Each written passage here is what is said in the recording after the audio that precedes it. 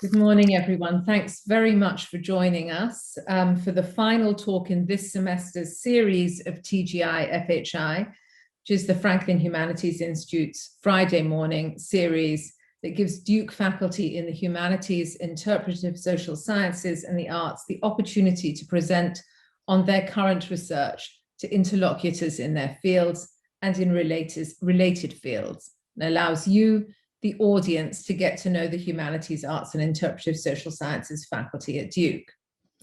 There's no agenda or theme indicated in the series, no demand to be disciplinary or interdisciplinary, just to present the work that faculty are doing that most excites them at this time.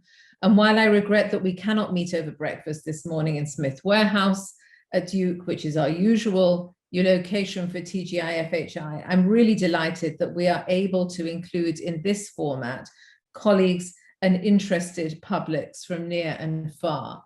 As we move forward next year with the series, we're going to try to maintain some way in which we can make sure that this happens. So we will probably experiment a little bit with format at the beginning of the year next year. On the website of the Franklin Humanities Institute, you can find recordings of past TGI FHIs and also an interview with Professor Gheith, in which she describes her work. This morning, I'm very pleased to introduce Jehanne Gheith, who is the Chair of Slavic Studies and Eurasian Studies and Associate Professor in that department.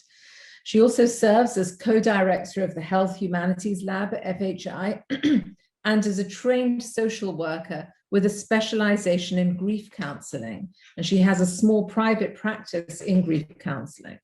Jehanne also, excuse me, Jehanne also directed the ICS program, the International Comparative Studies program, for 9 years, nurturing it and making it into one of the larger majors on campus.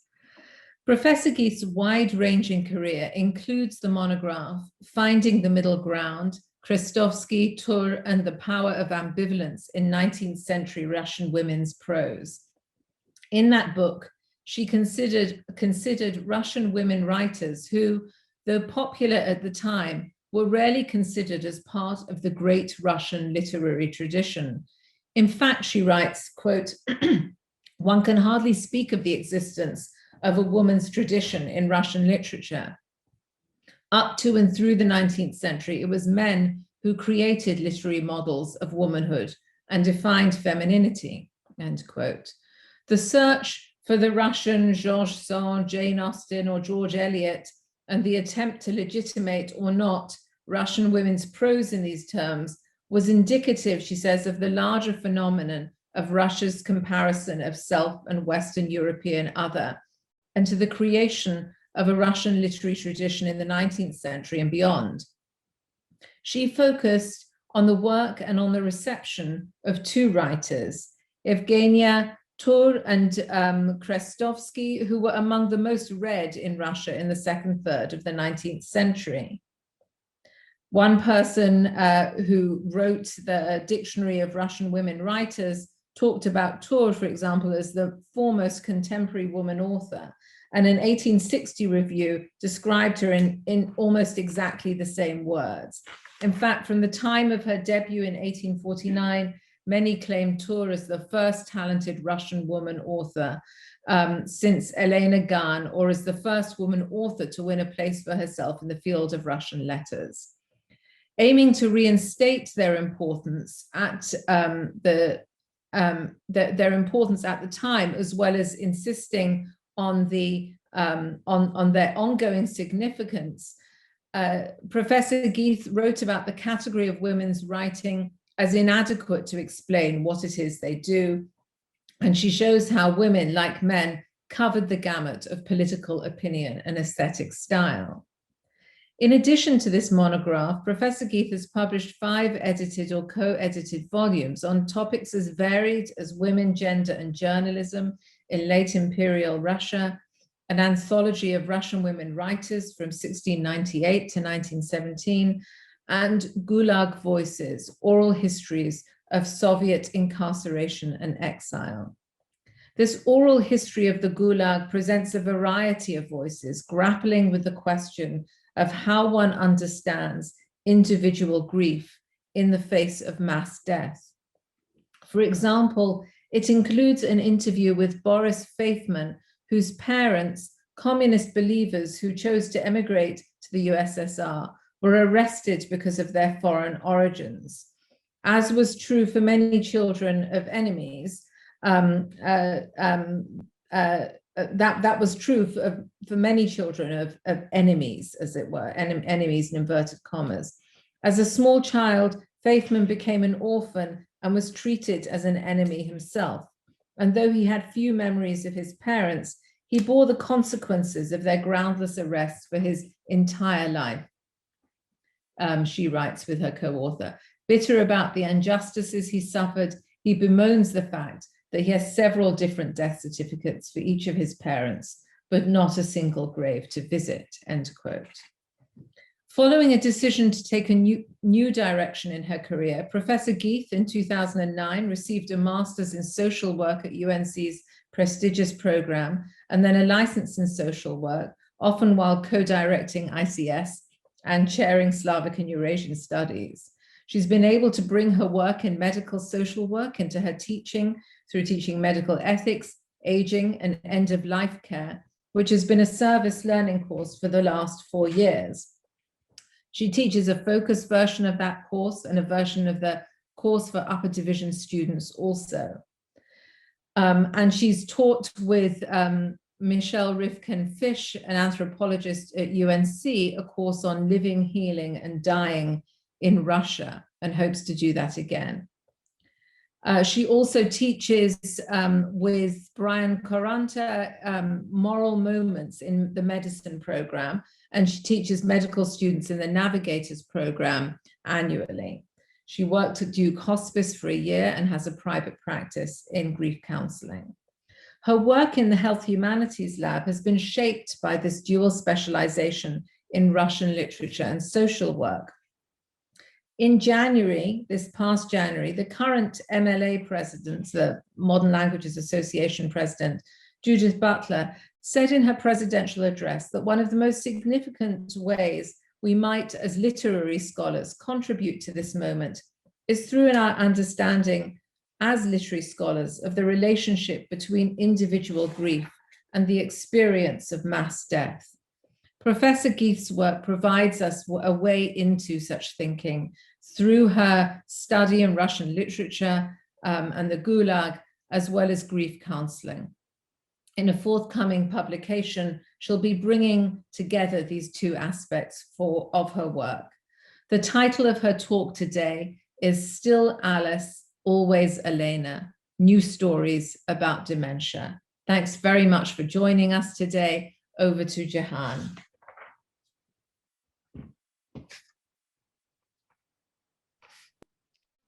Thank you so much, Ranji, for that wonderful, thoughtful introduction. And I also want to thank you and Sarah Rogers and Jennifer Zoe for the work you put into this series, because it's wonderful. It's a wonderfully thoughtful way to highlight the humanities. And I want to thank everybody in the chat who's let me know who you are. I think the downside of Zoom is that I can't see you all. And the upside is I would never have relatives from Seattle or friends and colleagues from all over here today. So that's wonderful. Thank you all for being here. As Ranji said, I'm both a social worker and a professor. And the point of this talk today really, I think, is about the power of story, particularly stories about dementia. And so I'm going to start with a case study. Let me also share my screen because Russian words can be a little complicated. So I'm going to give you a quick slideshow here.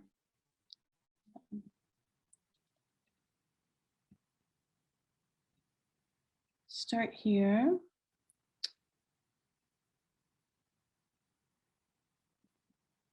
So I want to show you Lyudmila Ulitskaia, with whom we will deal in a moment. So I'm going to start with this case study. Miss Agnes was curled up on the sofa in a position that looked anatomically impossible. She had end-stage Alzheimer's, and in 2014, I was her hospice social worker. Over time, I watched Miss Agnes and her husband James, not their real names, in their daily life. The meals that increasingly James had to feed her. Oh, sorry. Let's go back. The meals that increasingly James had to feed her, the toileting that changed from largely independent to depends, and one golden day, the family brought in a hairstylist to cut Miss Agnes's hair. It was a beautiful fall day, and they cut her hair on the porch, the daughter calming her mother, the stylist expertly chatting and expertly cutting. Miss Agnes stretched out literally and figuratively. She fully relaxed. And I watched Miss Agnes light up for her husband, even when she could no longer speak. He told stories about her as a young woman, reminding her of who she was. And he told stories about before he knew her, when she was a girl, emphasizing that she'd been in foster homes and regularly abandoned. He was the keeper of a past she could no longer communicate, but one which she still resonated with, smiling at the jokes, looking sad at the difficult parts, even when she was largely uncommunicative. In time, James needed a few days off in order to sustain the marathon of long-term caregiving that Alzheimer's demands. Medicare provides for respite care for the caregivers of hospice patients, and Miss Agnes was transferred from her home to a skilled nursing facility for a week so that James could go on a trip.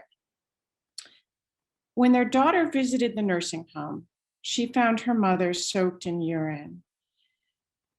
I visited Miss Agnes at the nursing home daily because when a nursing home knows that there are more eyes on a patient, they tend to take better care of someone. And when she came home, I made my weekly visits, and Miss Agnes would often lie with her head in my lap, a sign of incredible trust. But hospice took me and the primary nurse off this case shortly after this. It was a purely administrative decision about what geographical territories different people should be in. And the family left hospice soon after that. This experience and many others I had as a hospice social worker said many things to me about dementia and Alzheimer's. I'm going to use those terms interchangeably throughout the talk, and how we handle that as a culture. Among the most important points for today is that there are four. First, that the woman I saw in Miss Agnes was not who her husband and daughter saw. Second, that relationship is possible in and through dementia. That should be obvious, but in our society, I think it's not, that we can have real and profound relationships with people who have memory loss. Third, that families work with grace and strength to care for those with Alzheimer's or dementia. And fourth, that the medical system, including hospice, fails people with dementia and their families and caregivers all the time.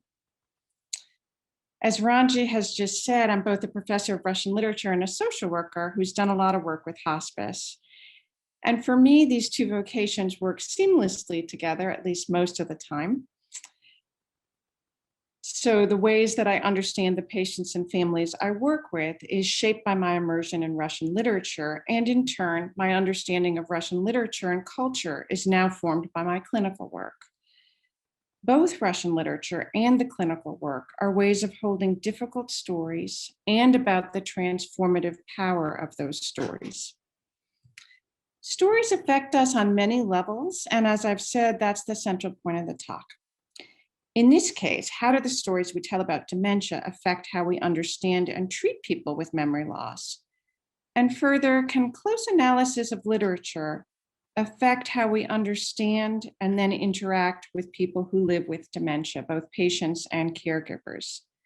I believe that it can, that looking deeply into the stories we tell has the potential to transform our understanding and our behavior. I see it every day in my clinical practice and in my teaching. In the case study of Miss Agnes, and case studies are one form of storytelling, I show, I hope, the individual pain of dementia and the weakness in the healthcare available for it, even in the Duke system, which is high quality care. In my teaching, I also focus on dementia as a huge predictable social problem that we as a society are not addressing well. And just to give a quick snapshot, this year, over 6.2 million people in the US have Alzheimer's, and there are many other forms of dementia. By 2050, the Alzheimer's Association estimates that 12.7 million people in the US will have Alzheimer's. We should be preparing for this great wave, and we're not. As Ashton Applewhite, Atul Gawande, and others have shown, in this society, we refuse to look at the issue of aging and of memory loss, as if that refusal to see it will make it go away. So I think denial works really well for some things, but not for this. And I'm arguing in this talk that the cultural stories we tell about dementia are partly why we resist dealing with it. And I'm arguing that those stories can be changed. Performer, author, teacher Kaylee Quinn, in conversation with my students a couple of years ago, made it clear that we're not willing to look at the problem partly because of what Quinn calls the empathy wall. In this talk, I'll argue that novels can help us scale that empathy wall. This is true of the arts, humanities, and performance more generally, but here I'll discuss only novels because that's the world in which I mostly swim. I also believe that novels provide a way to understand dementia in more complex terms than much of the clinical literature allows. And that's an important point for me. Novels and the other arts allow us to imagine the inner world of dementia and also the effects on families in a way that clinical literature struggles to do. Novels are stories that invite, perhaps require, readers to inhabit these worlds over time. Stories, as Rebecca Solnit, Janelle Taylor, Dana Walrath, and others have shown, very much affect how we live with dementia as patients, caregivers, and as a society. We need bigger, more complex stories about dementia. Medical anthropologist Janelle Taylor argues that in the US, the default genre for Alzheimer's stories is horror. In this talk, I'll explore two very different novels about significant memory loss, mining them as new stories that move beyond the horror of Alzheimer's that Taylor describes. Both Ludmila Ulitskaia's Kazus Kukotskova, or the Kukotsky Case, published in 2000, translated as the Kukotsky Enigma, although I'll be referring to it as the Kukotsky Case, and Still Alice by Lisa Genova, published in 2007, have won wide recognition. The Kukotsky Case was awarded the Russian Booker Prize in 2001 and was made into an acclaimed miniseries in 2005. It's a great miniseries, but it's only in Russian. Still Alice became a highly regarded motion picture in 2014. These two novels are immensely and wonderfully complicated, and both do very different work. Still Alice places Alice, a Harvard professor, at the center of the story, which takes place from 2003 to 2005.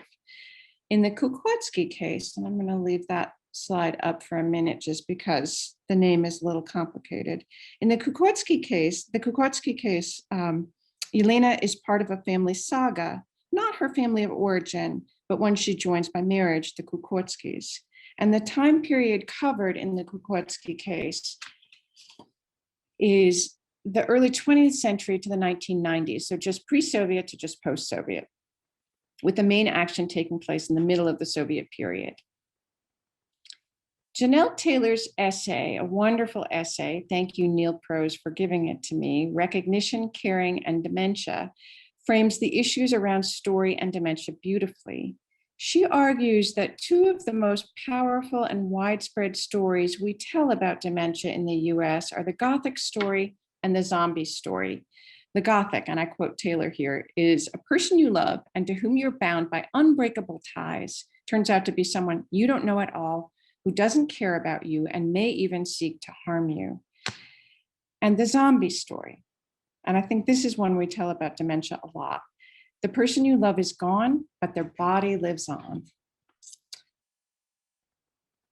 As she explores her own mother's progressive dementia in the article, Taylor seeks to move beyond these two stories and show how a person with dementia is living a different but potentially rich life. And further, that the telling and retelling of Gothic and zombie stories leads to and maintains problematic medical, personal, and social consequences for people with dementia, their caregivers, and society more broadly. Taylor's article demonstrates that people with dementia can express recognition and care in nonverbal ways and differently, but no less powerfully from how the person expressed them before they developed dementia. Her mother expressed a desire to, quote unquote, keep all the cares together.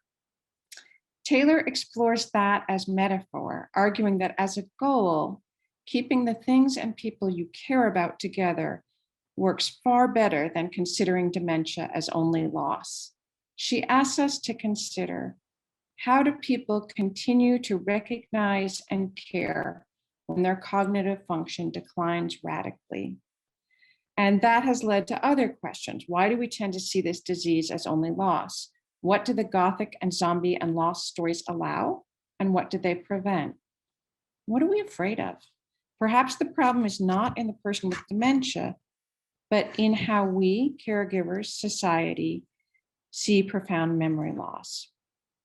Both the Kukotsky case and Still Alice provide extended reflections on these questions in novel form.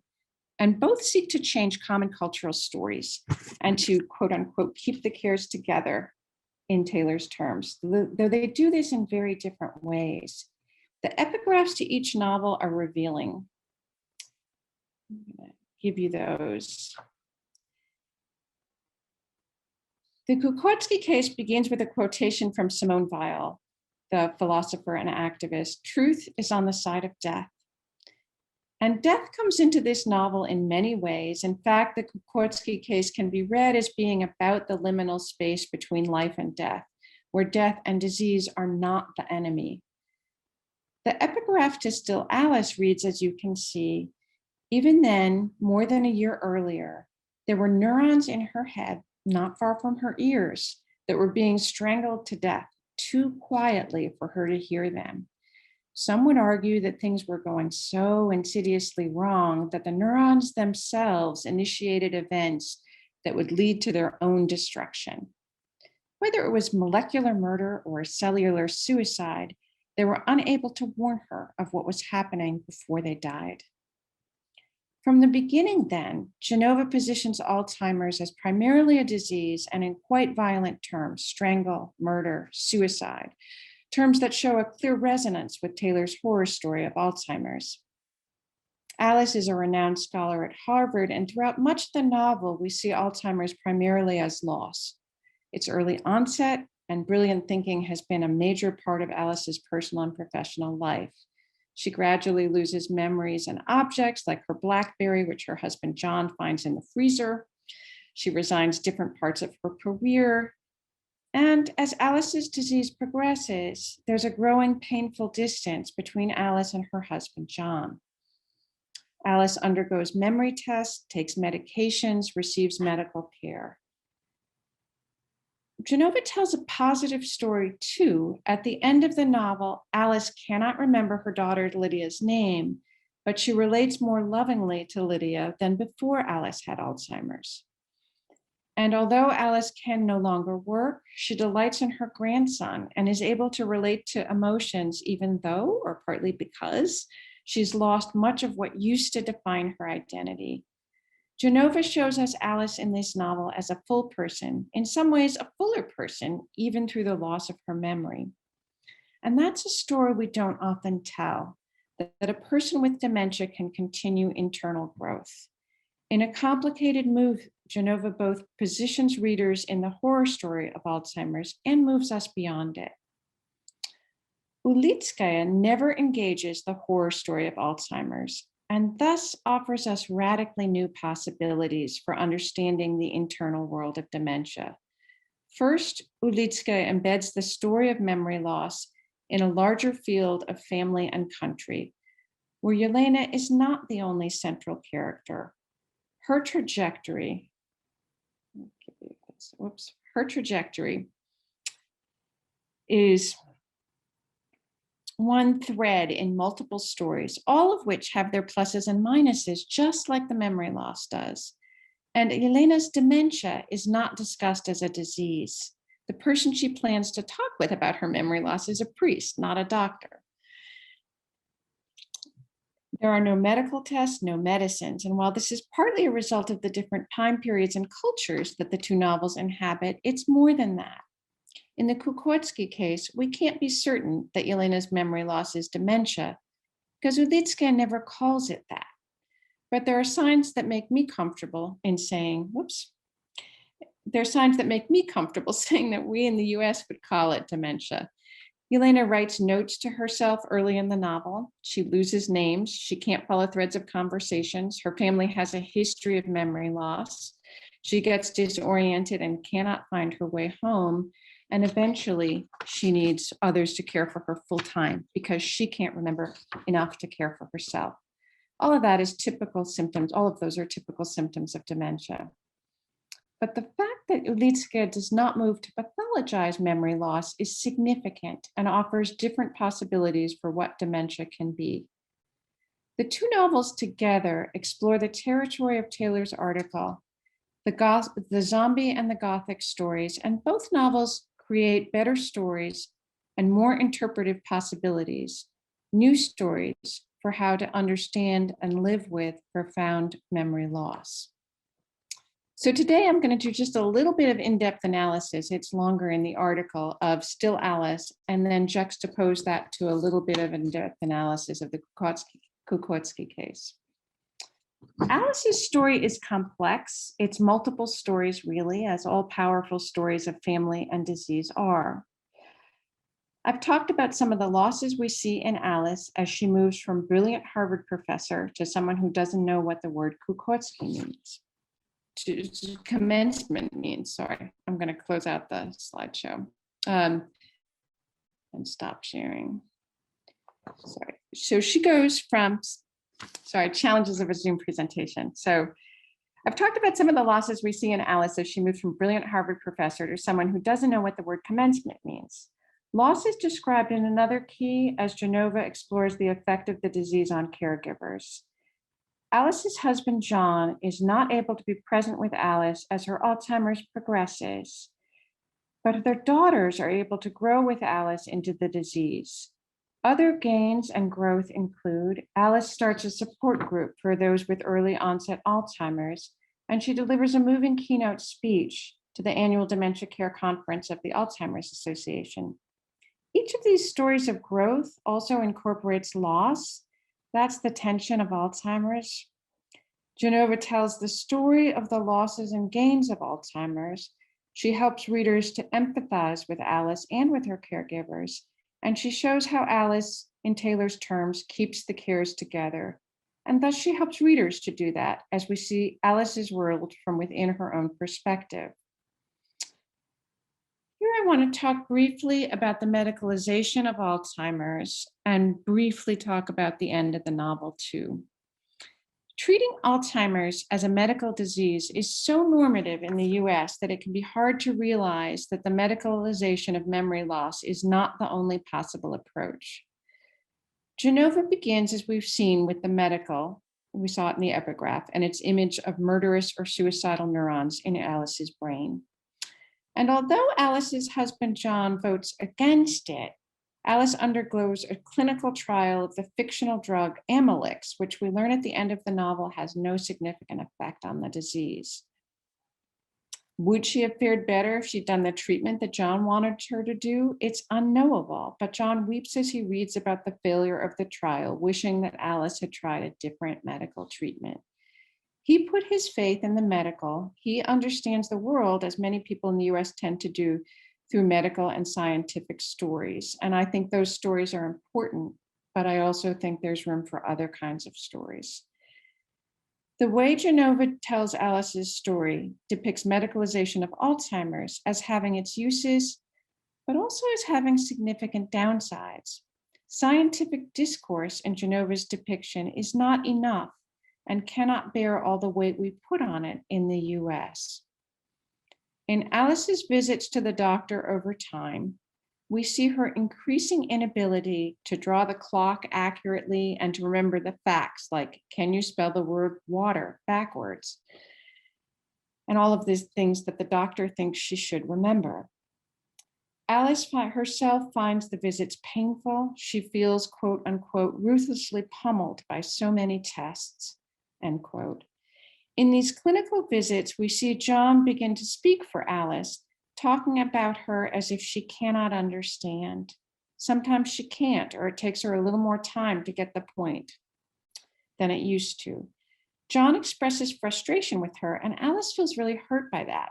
She also experiences emotional pain when she can't accomplish the tests easily. Through this portrayal, Genova suggests that the medicalization of Alzheimer's often affects both those with the disease and their caregivers in negative ways. The measurement of memory loss in the novel doesn't really seem to help anyone involved. On the other hand, the medical side does give Alice treatment and a chance to start a support group and the opportunity to use her talents and help others in her keynote speech to the Alzheimer's Association. And Alice's doctor recommends that John get some support, as caregiving for Alzheimer's is so difficult, but John doesn't follow up on the suggestion. Medicalization of dementia then is depicted as normative and useful, but also problematic. In the US, the novel shows, dementia tests are the measure of cognitive ability, and for most people, there's no room for acceptance of another reality, in the way that, as we'll see in a moment, Ulitskaia's novel proposes, where the possibilities rather than the losses of dementia are highlighted. End of the novel of Still Alice. So I'll end this section on Still Alice just by saying at the end, Alice's husband, John, ends up taking a job in another city because he can't bear to see Alice's diminishment. The fact that John can't be present for Alice is the more poignant because Genova shows Alice and her daughter Lydia becoming closer, as I've said, through Alice's memory loss. At the very end of the novel, Lydia asks her mother to listen to her acting monologue and say what Alice feels as she listens. Alice says, I feel love. It's about love. The actress, which is Alice's name for Lydia now, the actress squealed, rushed over to Alice and smiled, every crease of her face delighted. Did I get it right? Asked Alice. You did, Mom. You got it exactly right, end quote. This is the end of the novel and is especially moving because Lydia and Alice struggled a lot to relate to one another when Alice had her full cognitive function. Genova suggests here that it is through the experience of memory loss that Alice learns to inhabit emotion and learns a new way of, quote unquote, keeping the cares together. By showing the limits of our current stories about Alzheimer's, as well as by showing Alice as continuing to be loving and generative through the novel and disease progression, Genova makes room for the possibility that dementia may also hold potential, may hold possibilities as well as perils. And that's the story that Ulitskaia tells in an even bigger key.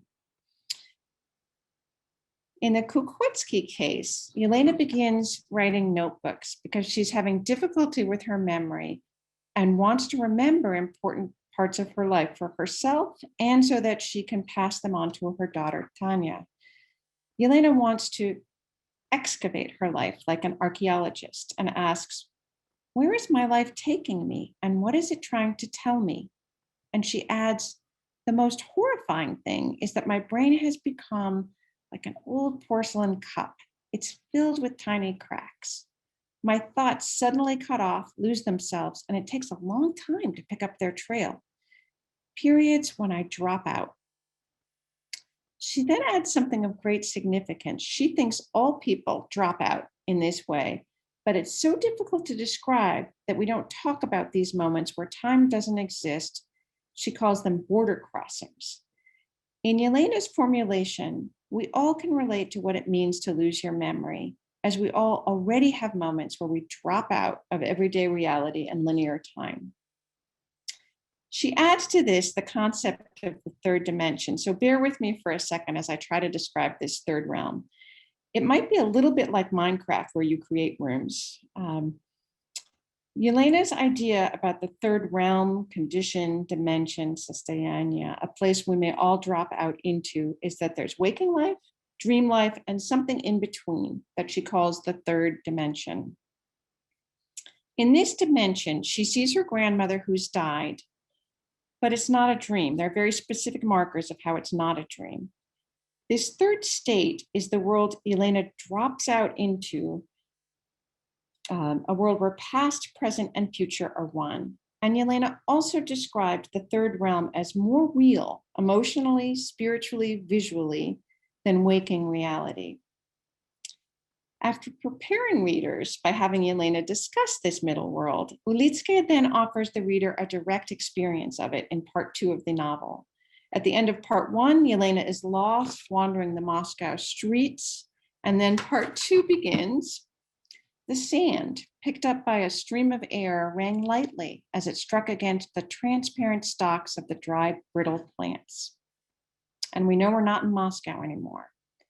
This sand world has a multi-dimensional set of coordinates. Everyone has their own coordinates, and some sets are not visible to others. Time, too, is multiple.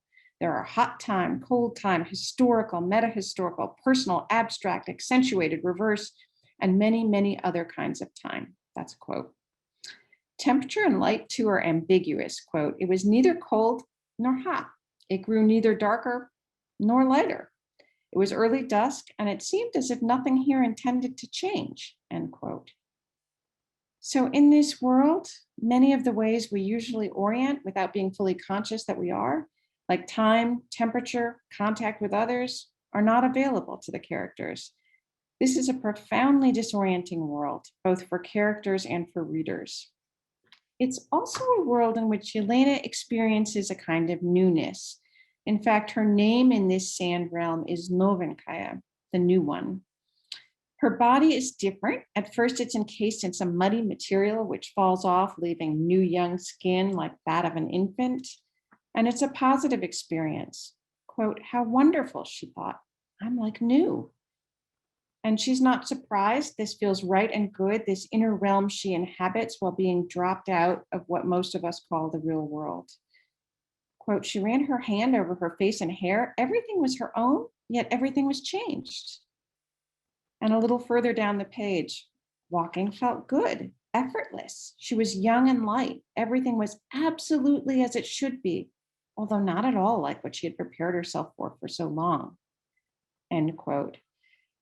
This is a world that's sometimes monotonous, but also full of vitality and new possibilities, very unlike what we think of as dementia in the US. There are no zombie or Gothic stories here. Ulitskaia forces the reader into this middle realm to wander in confusion for about 80 pages. It's a daring move. Essentially, she requires readers to experience how disorienting it would be to live with memory loss in a world where coordinates are multiple and there's such a thing as hot time.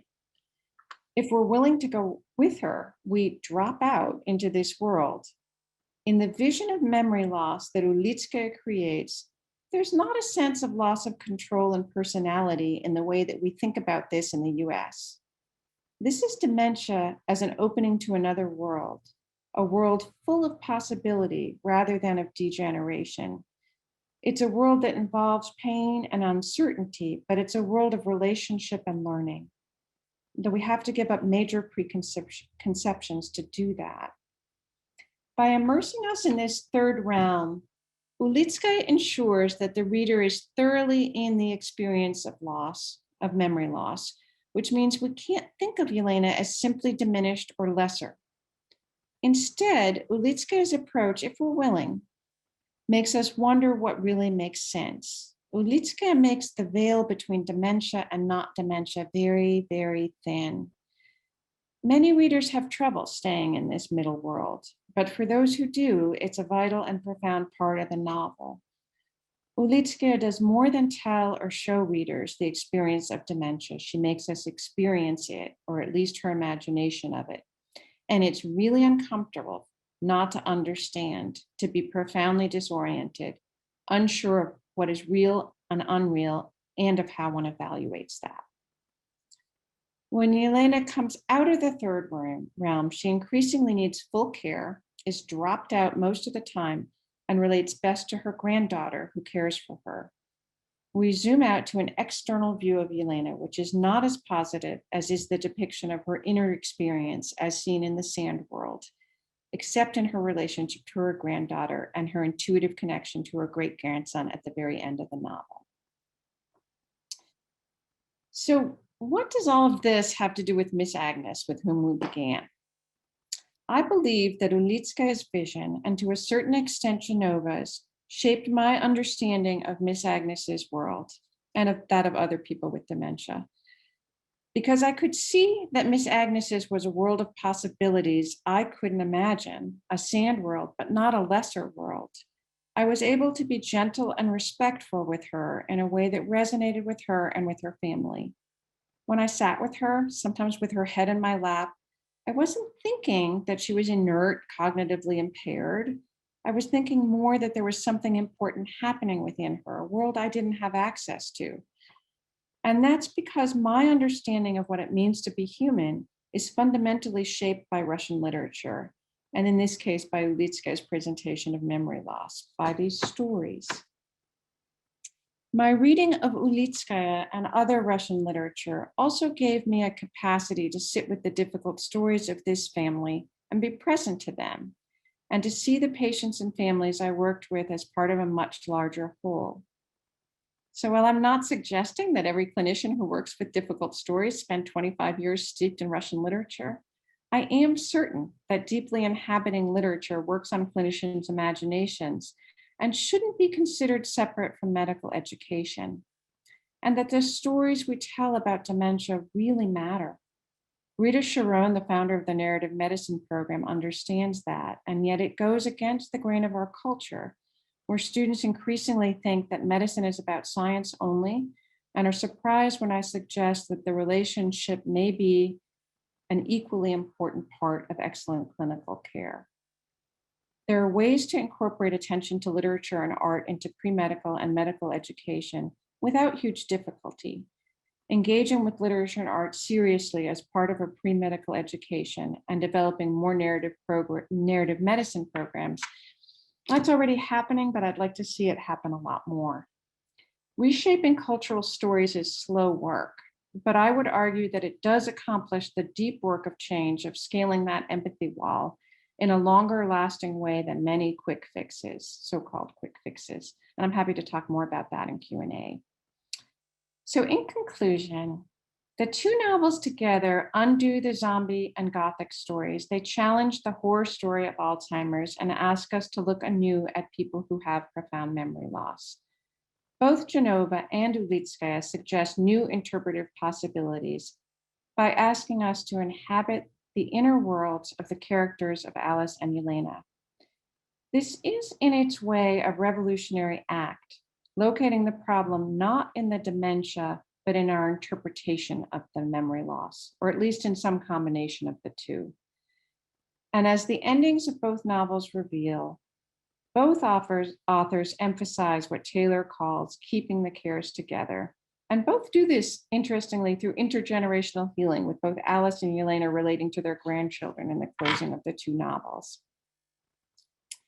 Genova depicts Alice as creative through her memory loss, and like Ulitskaia, stresses that a new life together is possible if one has the capacity to move outside of the traditional narratives of what the traditional narratives offer around Alzheimer's. If you do, you'll see an Alice who can't say Lydia's name, but who's able to be immensely present in love, as the last lines of the novel, "It's about love," make clear.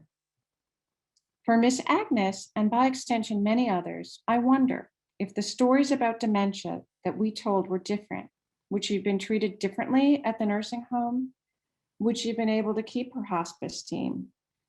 Would caregivers get more and better support if we had different stories, a broader vocabulary, multiple interpretive strategies?